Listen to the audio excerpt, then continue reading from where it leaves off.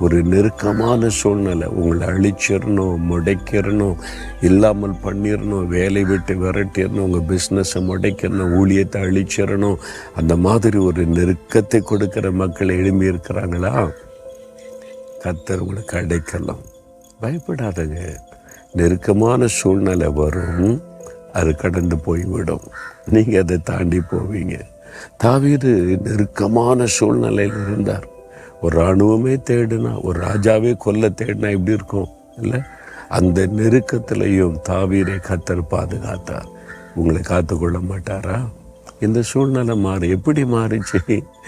எந்த அதிகாரத்தில் இருந்த சவுல் ராஜா அவரை கொல்ல தேடினாரோ அவரை தேவன் அப்புறப்படுத்திட்டு அந்த இடத்துல கொண்டு போய் தாவீதை உட்கார வச்சுட்டார். இப்போ அவர் ராஜாவாக இருக்கக்கூடிய அளவிற்கு. அதுதான் கர்த்தர். எந்த இடத்துல நீங்கள் நெருக்கப்படுறீங்களோ அதே இடத்துல நீங்கள் மேன்மைப்படுத்தப்படுவீங்க.